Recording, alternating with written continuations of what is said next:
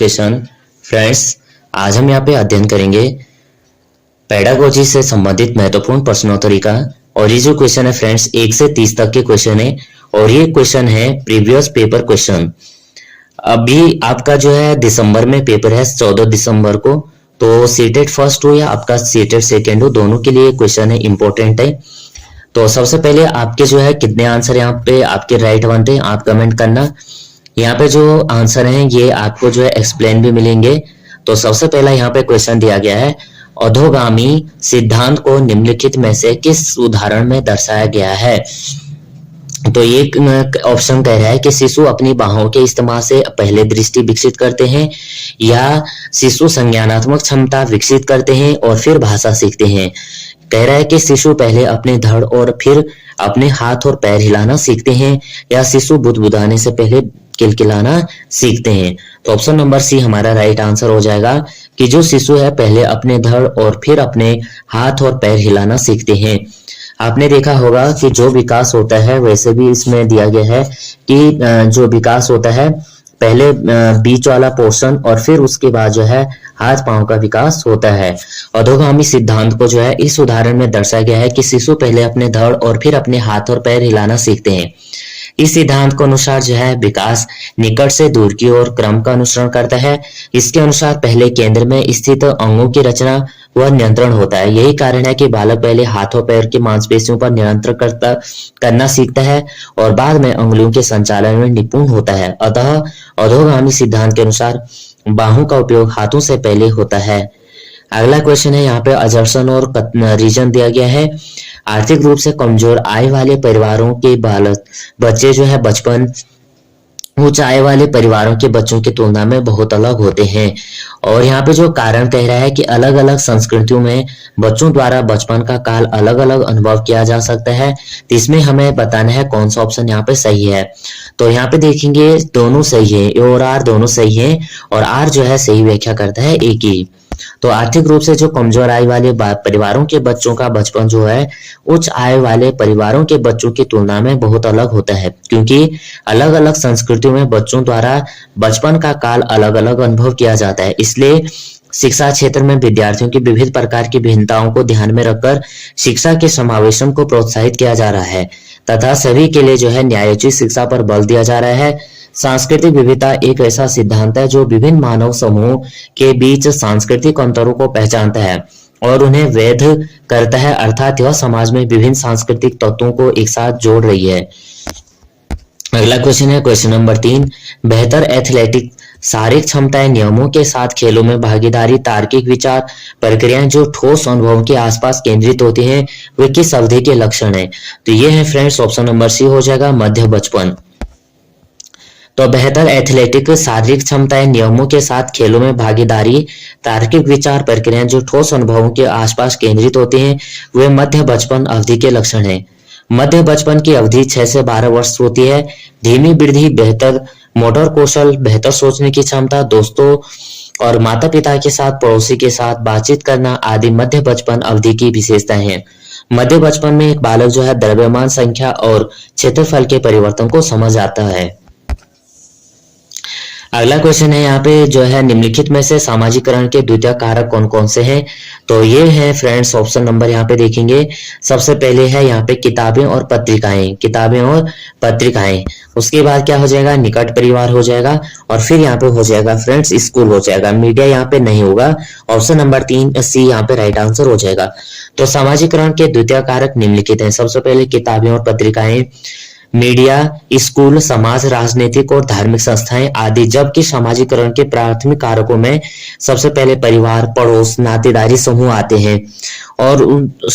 हैं और इसमें जो है सामाजिकरण वह प्रक्रिया है जिसके माध्यम से मनुष्य समाज के विभिन्न व्यवहार, रीति रिवाज, गतिविधियां आदि सीखता है। सामाजिकरण के माध्यम से ये बालक जो है संस्कृति को आत्मसात करता है।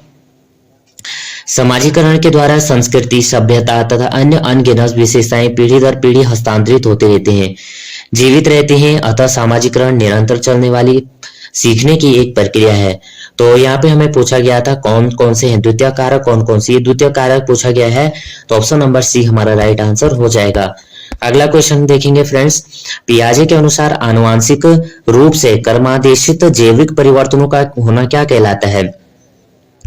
ऑप्शन नंबर सी हो जाएगा परिपक्वता यानी मैच्योरेशन।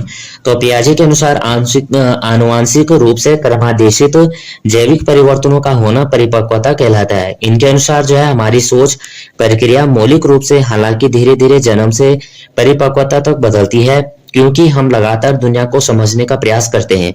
माता पिता और शिक्षकों का संज्ञानात्मक विकास के इस पहलू पर बहुत कम प्रभाव पड़ता है, सिवाय यह सुनिश्चित करने के कि बच्चों को वह पोषण और देखभाल मिले जो उन्हें स्वस्थ रहने के लिए चाहिए। अतः बालक के संज्ञानात्मक विकास को परिपक्वता प्रभावित करती है। क्वेश्चन नंबर 6 करेंगे, जीन पियाजे द्वारा प्रस्तावित चरण और उसकी विशेषताओं के सही युग्म सुमेलित युग्म का चयन कीजिए। तो सबसे पहले हम देखेंगे option number C right answer हो जाएगा। मूर्त संक्रियात्मक अवस्था यानी संचालन क्रियाएं कर पाते हैं लेकिन अमूर्त नहीं। तो जीन पियाजे द्वारा जो है प्रस्तावित चरण और उसकी विशेषताओं के सही युग्म है मूर्त संक्रियात्मक अवस्था में बालक जो है संचालन क्रियाएं कर पाते हैं लेकिन अमूर्त नहीं कर पाते हैं। इस अवस्था में जो है बालक छोटे छोटे विमूल्य पदों की श्रृंखला के द्वारा विचार करने लगता है। बालक जो है मूर्त वस्तुओं के संबंध में अनेक विभिन्न प्रकार की तार्किक संक्रियाओं को करने लगता है। वस्तुओं के बाह्य व सतही अंतर अब उसे भ्रमित करके जो है मूर्ख नहीं बना पाते हैं। अब वे जो है माप सकते हैं, तोल सकते हैं और गिन भी सकते हैं। अतः सूचनाएं मूर्त होती हैं, तब वे ठीक ढंग से उनकी तुलना भी कर सकते हैं। क्वेश्चन नंबर 7 है फ्रेंड्स, बच्चे का अपने आप से बात करना क्या कहलाता है? ये कहलाता है उनकी सोच को विनियमित करने में उनकी मदद करता है। तो बच्चे का अपने आप में जो है बात करना उनकी सोच को विनियमित करने में और उनकी मदद करता है। अतः इससे जो बालक अपनी सूक्ष्म कमजोरियों का कमजोरियों को पहचान कर उन्हें खुद से आजाद कर सकते हैं। अर्थात किसी कार्य को करने या न होने के बाद उसके करने में हमारी द्वारा अपनाई गई क्रिया और विचार पद्धति का विश्लेषण करना। बालक जब अपने आप द्वारा सीखता है तो उसे अपनी गलतियों से सीखने और अच्छे किए गए कार्य और बेहतर ढंग से करने का मौका मिलता है। इससे जो बालक है वो गहन अनुभव, चिंतन और आत्म अवलोकन पर आधारित ज्ञान प्राप्त करता है। और बच्चों का जो है खुद से बात करना सेल्फ कंट्रोल और सोच के विकास के लिए बेहतर विकल्प माना जाता है। अगला क्वेश्चन करेंगे, लेव वाइगोत्स्की के अनुसार निम्नलिखित में से कौन से सांस्कृतिक उपकरण के उदाहरण हैं जो हमारे कामकाज में सहायता और परिवर्तन करते हैं? तो ऑप्शन नंबर यहाँ पे देखेंगे, सबसे पहले मानचित्र, फिर होगा भाषा, फिर होगा कैलकुलेटर, स्कीमा, यहाँ पे स्कीमा नहीं होगा। लेव वाइगोत्स्की यहाँ पे option number C right answer हो जाएगा।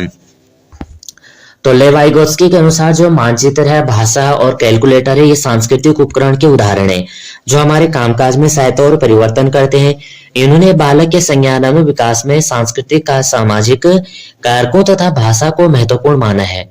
इसके अनुसार जो है बालक के भाषा का विकास अंतः क्रिया द्वारा ही होता है और इनके अनुसार जो है संस्कृति बालक में नैतिक मूल्यों का विकास करता है, मनुष्यों को सभ्य व्यवहार करने की ओर प्रेरित करती है और बालक यह सभ्य अनुकरण द्वारा ही सीखता है। उनका मानना है कि ज्ञान निर्माण प्रक्रिया में समुदाय एक केंद्रित भूमिका के रूप में कार्य करता है। अगला क्वेश्चन करेंगे फ्रेंड्स, क्वेश्चन नंबर 9 है, लेव वाइगोत्स्की द्वारा निम्नलिखित में से किस शैक्षणिक सिद्धांत की वकालत नहीं की जाएगी? तो यहाँ पे हमारा राइट आंसर है ऑप्शन नंबर ए हो जाएगा, इनाम और दंड का उपयोग। तो लेव वाइगोत्स्की द्वारा जो है इनाम और दंड का उपयोग शैक्षणिक सिद्धांत की वकालत नहीं की जाती है, बल्कि सामाजिक संपर्क को बढ़ावा देना, सहकारी शिक्षा का प्रयोग करना, बच्चों को जो है सांस्कृतिक साधनों का उपयोग करने के लिए प्रोत्साहन दिया जाता है। वाइगोत्स्की के अनुसार जो है विकास पर सामाजिक कारकों, परिवार, समाज, विद्यालय, मित्र मंडली, यहाँ पे जो है परिवेश, उसका जो परिवेश होता है, संस्कृति व भाषा का प्रभाव पड़ता है। इसके अनुसार जो है संज्ञानात्मक विकास अंतर व्यक्तित्व, सामाजिक परिस्थिति, कुशल एवं विद्वान व्यक्तियों के साथ अंतः क्रिया के माध्यम से होता है। क्वेश्चन नंबर हम 10 करेंगे, निम्नलिखित में से कौन बाल केंद्रित कक्षा को नहीं दर्शाता है? तो यहाँ पे हमारा जो राइट आंसर हमें बताना है, गतिविधि के अनुसार बैठने की व्यवस्था में परिवर्तन, या बच्चों की प्रगति गुणात्मक रूप से और विकास के सभी पहलुओं को ध्यान में रखते हुए रिपोर्ट करना, या शिक्षक जो है पाठ्य पुस्तक पढ़ाता है और छात्र की नकल करने की ब्लैक बोर्ड पर उत्तर लिखता है। तो ऑप्शन नंबर सी हमारा राइट आंसर हो जाएगा।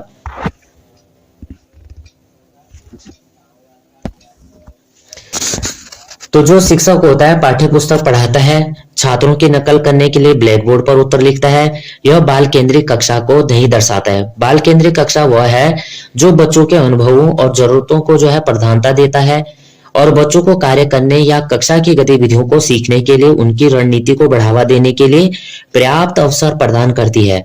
बच्चों की जो सक्रिय भागीदारी होती है बच्चे के व्यक्तित्व को सीखने और आकार देने में जो है बहुत महत्वपूर्ण भूमिका निभाती है।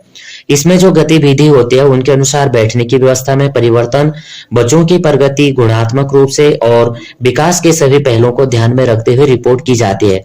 बच्चे जो कर रहे हैं उसमें तल्लीन है, छात्र कक्षा में नेतृत्व करते हैं तथा अपना काम प्रस्तुत करते हैं और आदि पर इसका बल दिया जाता है।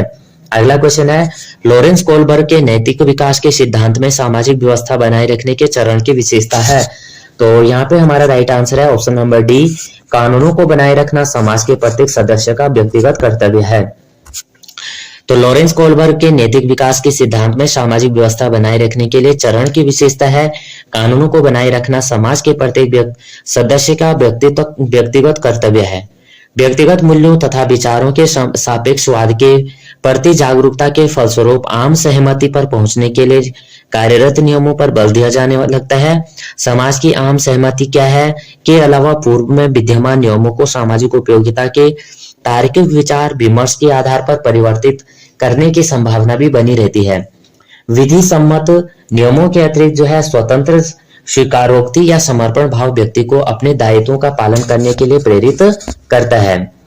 क्वेश्चन नंबर 12 है फ्रेंड्स, हार्वर्ड गार्डनर के अनुसार जो है बुद्धि के कई अलग अलग प्रकार होते हैं। तो हार्वर्ड गार्डनर के अनुसार जो है बुद्धि के अलग अलग प्रकार होते हैं।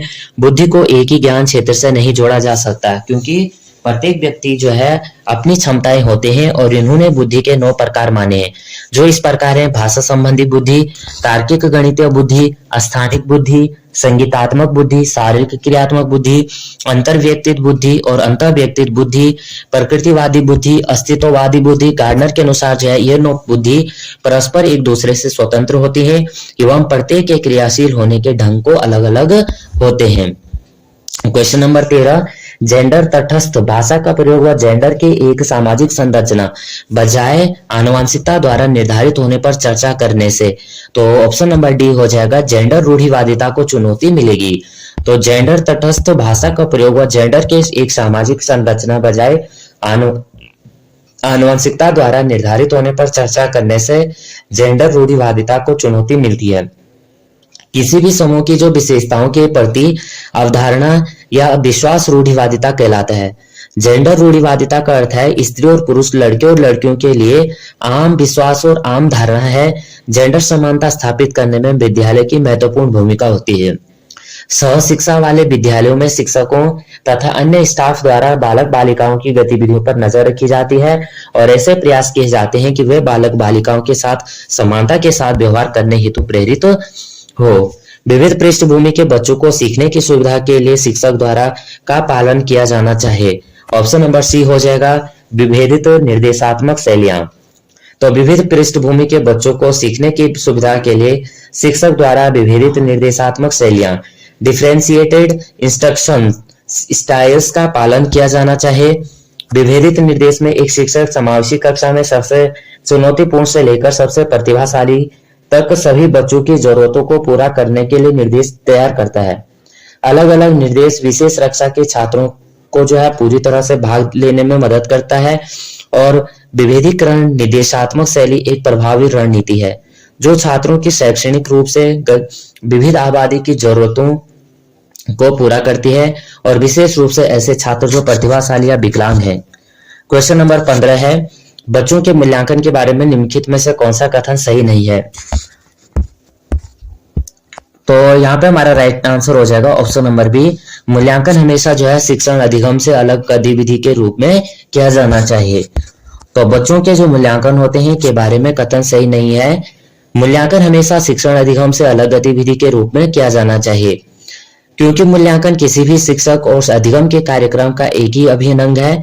मूल्यांकन द्वारा संज्ञानात्मक, शारीरिक और मनोवैज्ञानिक क्षेत्रों पर ध्यान केंद्रित किया जाता है। मूल्यांकन द्वारा शिक्षकों को जो है अपनी शिक्षण शास्त्रीय गतिविधियों पर मनन करने के लिए मौका मिलता है और मूल्यांकन प्रयोग सीखने को सुसाध्य करने के लिए किया जाना चाहिए तथा इसमें जो है विविध तरीकों को शामिल भी करना चाहिए। क्वेश्चन नंबर 16 करेंगे, शिक्षा में समावेशन का तात्पर्य क्या है? तो शिक्षा में समावेशन का तात्पर्य है, ऑप्शन नंबर सी हो जाएगा, व्यक्तिगत विभिन्नताओं के बावजूद सभी छात्र एक ही स्कूल में पढ़ते हैं। तो शिक्षा में समावेशन का तात्पर्य कि व्यक्तिगत विभिन्नताओं के बावजूद सभी जो छात्र हैं एक ही स्कूल में पढ़ते हैं। समावेशन एक ऐसी प्रक्रिया है जिसमें प्रत्येक विद्यालय को दैहिक, संवेगात्मक तथा सीखने की आवश्यकता को पूरा करने के लिए जो है संसाधनों का विस्तार करना होता है। शिक्षा में जो है समावेशन में छात्रों में आत्मविश्वास की भावना का उदय हो जाता है और खुद की दिव्यांगता पर दया जैसे भाव नहीं रहते हैं। वह स्वयं व्यक्तिगत अधिकारों के रूप में स्वीकार करता है और यह विशिष्ट बच्चों को आत्मनिर्भर बनाकर उन्हें जो है समाज की मुख्य धारा जोड़ता है और अतः शिक्षा में समावेशन शिक्षा के अधिकार को प्राप्त करने के लिए एक सकारात्मक प्रयास है। क्वेश्चन नंबर 17 है, निम्नलिखित में से कौन सी विकलांगता लिखित सामग्री को पढ़ने और समझने में चुनौतियों का कारण बनती है? ऑप्शन नंबर डी हो जाएगा, पठन वैकल्य। तो पठन वैकल्य यानी डिसलेक्सिया विकलांगता लिखित सामग्री को पढ़ने और समझने में चुनौतियों का कारण बनती है, अर्थात यह मुख्य रूप से वाणी या लिखित भाषा के दृश्य अंकन की कठिनाइयों के रूप में होती है। यह समस्या जो है विशेष तौर पर मनुष्य निर्मित लेखन, न्यूरोलॉजिकल कमी अथवा अपर्याप्त पठन निर्देशों जैसे अन्य कारकों से उत्पन्न पठन कठिनाई से अलग है। यह जो है इस बात का सुझाव देती है कि बुद्धि द्वारा लिखित और मौखिक भाषाओं को संसाधित करने के अंतर कारण डिसलेक्सिया होती है। तो हमारा जो राइट आंसर है option number D. Question number 18 करेंगे,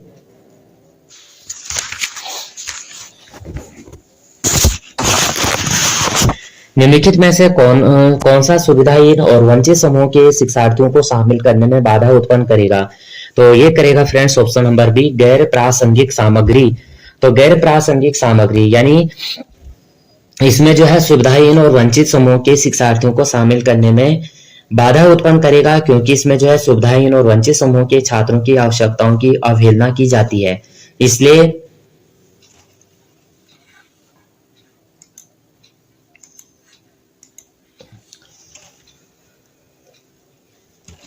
इसलिए पाठ्यक्रम व्यापक, लचीला एवं शिक्षार्थी केंद्रित होना चाहिए, जिसको विद्यार्थियों की व्यक्तिगत योग्यता, रुचि और आवश्यकताओं के अनुसार परिवर्तित किया जा सकता है।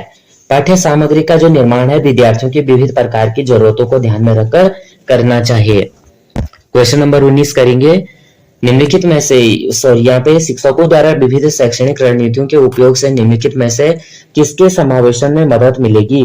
तो क्वेश्चन नंबर 19 का राइट आंसर हमारा हो जाएगा, सबसे पहले देखेंगे ये हो जाएगा वाक बाधित वाले छात्र, उसके बाद है दृष्टि बाधित वाले छात्र और फिर हो जाएगा सृजनात्मक छात्र यानी प्रतिभाशाली छात्र। तो ऑप्शन नंबर हमारा डी राइट आंसर है। तो शिक्षकों द्वारा विविध शैक्षणिक रणनीतियों के उपयोग से वाक बाधित छात्र हो गया, दृष्टि बाधित छात्र हो गया, प्रतिभाशाली छात्र, सृजनात्मक छात्र, इनमें जो है समावेशन में मदद मिलेगी। शिक्षा के समावेशन में जो है शिक्षक की महत्वपूर्ण भूमिका होती है। इसके लिए जो शिक्षक को यह विश्वास करना चाहिए कि प्रत्येक बच्चे में अपनी योग्यता एवं शक्ति के अनुसार अधिगम की क्षमता होती है।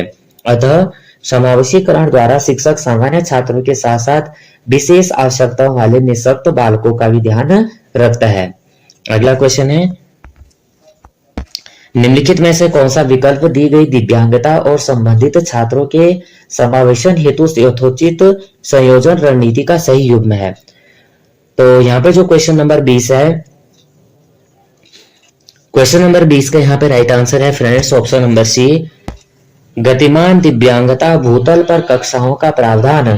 तो ऑप्शन नंबर सी यहाँ पे राइट आंसर हो जाएगा, दिव्यांगता और संबंधित छात्रों के समावेशन हेतु यथोचित संयोजन रणनीति का सही युग्म गतिमान दिव्यांगता यानी लोकोमोटर डिसेबिलिटी भूतल पर कक्षाओं का प्रावधान है। गतिमान दिव्यांगता से तात्पर्य चलने फिरने में असमर्थता, शरीर के अंगों का गति करने में परिवर्तन में समस्या। गतिक दिव्यांगता वाले विद्यार्थियों का सफल समावेशन सुनिश्चित करने के लिए ऊपरी मंजिल पर कक्षाओं, पुस्तकालयों और प्रयोगशालाओं का आवंटन करने से बचना चाहिए और इस सब की जो है अव्यवस्था भूतल पर करना चाहिए। क्वेश्चन नंबर 21 करेंगे, यहाँ पे फ्रेंड्स केवल मैं जो है यहाँ पे जो एक्सप्लेन किया है उसी को यहाँ पे रीड आउट कर रहा हूँ और जो राइट आंसर है उसी को यहाँ पे लेके चल रहा हूँ, क्योंकि फ्रेंड्स यहाँ पे हम केवल रिवीजन के तौर पे कर रहे हैं। अगला क्वेश्चन यहाँ पे देखेंगे 21, निम्नलिखित में से कौन सा विकल्प यहाँ पे विद्यार्थियों की सोच को सुसाध्य करता है। तो यहाँ पे हमारा राइट आंसर है फ्रेंड्स ऑप्शन नंबर सी हो जाएगा। ये हो जाएगा साथियों के साथ चर्चा करना। तो साथियों के साथ चर्चा करना विद्यार्थियों की सोच को सुसाध्य करता है। इसके साथ विद्यार्थी जो है नए निष्कर्ष पर पहुंचने के लिए अध्ययन पर सावधानी पूर्वक विचार कर सकता है। साथियों के साथ चर्चा करने में विद्यार्थियों को सोचने, संवाद कायम करने और प्रोत्साहन मिलता है। इससे जो है छात्र दूसरों को सिखा सकते हैं और उनसे सीख सकते हैं, अतः यह सीखने का एक सशक्त और सक्रिय तरीका है। 22 करेंगे। क्वेश्चन नंबर 22 है फ्रेंड्स, ऐसी स्थितियां डैश महत्वपूर्ण है जहां छात्र लंबे समय तक डैश श्रोता होते हैं। तो यहाँ पे हमारा राइट आंसर क्या हो जाएगा फ्रेंड्स, ऑप्शन नंबर ए होगा। ये हो जाएगा टालना और निष्क्रिय। ऐसे स्थितियां टालना महत्वपूर्ण है जहां छात्र लंबे समय तक निष्क्रिय श्रोता होते हैं। तो ऐसी स्थितियां टालना अवॉइड यानी महत्वपूर्ण है जहां छात्र लंबे समय तक निष्क्रिय यानी पैसिव होते हैं, क्योंकि ऐसी स्थिति छात्रों से के अधिगम में बाधा उत्पन्न करती है। अधिगम में जो है विद्यार्थी की सक्रिय सहभागिता महत्वपूर्ण होती है। विद्यार्थियों को जो है विषय वस्तु के अनुसार गतिविधि प्रयोग आदि स्वयं करना चाहिए तथा शिक्षक को जो है उन्हें सुविधा प्रदान करना चाहिए। वर्तमान में ऐसे अधिगम पर बल दिया जा रहा है जहां बच्चे अपने ज्ञान की रचना कर सके और अपनी क्षमताओं का विकास कर सके तथा एक सक्रिय विद्यार्थी बन रहे। क्वेश्चन नंबर 23 करेंगे फ्रेंड्स हम, अधिगम के संदर्भ में निम्नलिखित में से कौन सा कथन यहाँ पे सही है। तो 23 हम यहाँ पे देखेंगे ऑप्शन नंबर बी। क्या हो जाएगा, सार्थक गतिविधियों में भाग लेने पर छात्र सबसे अच्छा सीखते हैं। तो यहाँ पे अधिगम के संदर्भ में यह कथन सही है कि सिर्फ सार्थक गतिविधियों में भाग लेने पर छात्र सबसे अधिक सीखते हैं, और क्योंकि इसमें जो है गतिविधि आधारित अधिगम में शिक्षार्थी सक्रिय रूप से अपने व्यक्तिगत अनुभवों के आधार पर ज्ञान का निर्माण और पुनः निर्माण में शामिल होते हैं। इसे करके सीखने के रूप में जाना जाता है। यह उपयुक्त शैक्षिक सामग्री और विचारों की एक श्रृंखला प्रदान करके छात्र को प्रोत्साहित करती है। इससे जो है क्रियात्मकता, सक्रियता व सजगता बनी रहती है और सरसता का वातावरण बना रहता है। छात्र जो है पढ़ाई को बोझिल एवं मुभाव नहीं समझता है। क्वेश्चन नंबर यहाँ पे 24 करेंगे। निर्देश तैयार करते समय एक शिक्षक को यह सुनिश्चित करना चाहिए कि डैश उसे उसके निर्देश कैसे होने चाहिए। उसके निर्देश ऑप्शन नंबर ए हो जाएगा, छात्रों को भ्रमित और हतोत्साहित न करें। तो निर्देश तैयार करते समय एक शिक्षक को यह सुनिश्चित करना चाहिए कि उसके निर्देश छात्रों को भ्रमित और हतोत्साहित न करें बल्कि सरल, स्पष्ट और छात्रों को प्रोत्साहित करने के लिए होने चाहिए। निर्देश जो है, इंस्ट्रक्शन जो है सीखने की प्रक्रिया की एक उद्देश्यपूर्ण दिशा होता है और यह प्रमुख शिक्षक वर्ग गतिविधियों, योजना प्रबंधन और प्रमुख शिक्षक गतिविधियों, योजना और प्रबंधन के साथ में एक है। वांछित जो छात्र होते हैं सीखने के उपाय व्यवहार को नियंत्रित करते हैं और छात्रों के बीच जो है व्यक्तिगत अंतर और स्कूल प्रक्रियाओं और विशेषताओं आदि कारकों को ध्यान में रखते हुए यहाँ पे निर्देश किया जाना चाहिए। क्वेश्चन नंबर यहाँ पे 25 करेंगे कि अधिगम के सामाजिक रचनात्मक दृष्टिकोण का समर्थन देने वाले शिक्षाविदों द्वारा निम्नलिखित में से किसे बढ़ावा नहीं दिया जाता है। तो ऑप्शन नंबर ए हो जाएगा, व्यवहार का अनुकूल करना। तो अधिगम के सामाजिक रचनात्मक दृष्टिकोण को समर्थन देने वाले शिक्षाविदों द्वारा व्यवहार का अनुकूल करने को बढ़ावा नहीं दिया जाता है, बल्कि गतिविधि करके अधिगम प्राप्त करने की रणनीति को बढ़ावा देने पर बल देते हैं। बच्चों का आपस में चर्चा करते हुए समूह में कार्य करने तथा बच्चों की व्यक्तिगत जरूरतों का ध्यान रखा जाता है। यह बच्चों की सक्रिय भागीदारी सुनिश्चित करता है और सहपाठियों को पढ़ाने को बढ़ावा देता है। यह सीखने वाले को अर्थ के निर्माता और सामाजिक संपर्क के माध्यम से ज्ञान के निर्माता के रूप में देखता है। इसमें खोजी अधिगम पाठ यानी प्रदान करना, सांस्कृतिक संसाधनों का प्रयोग करना और सहकारी शिक्षा तथा सामूहिक गतिविधि आदि पर बल दिया जाता है। क्वेश्चन नंबर 26 करेंगे। छात्रों की समस्या समाधान कौशल को बढ़ाने के लिए निम्नलिखित में से कौन सी एक अच्छी रणनीति है। तो यहाँ पे हम देखेंगे क्वेश्चन नंबर 26।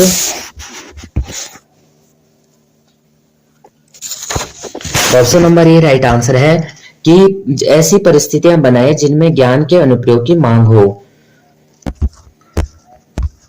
तो छात्रों को जो है समस्या समाधान कौशल को बढ़ाने के लिए एक अच्छी रणनीति या ऐसी परिस्थिति बनाई जाए जिनमें ज्ञान के अनुप्रयोग की मांग हो। इसके लिए जो समस्या के बारे में प्रासंगिक जानकारी ध्यान केंद्रित करना, समस्या के समझने के लिए स्कीमा संरचना को सक्रिय करना, समस्या के संभावित संसाधनों की पहचान को सक्रिय करना, समस्या के समाधानों को जो है पहचान करना, कौशल और समस्या समाधान में सहायता प्रदान करना। समस्या कौशल द्वारा विद्यार्थी जो है चुनौतीपूर्ण स्थितियों के निर्माण द्वारा सीखने की ओर प्रेरित होता है।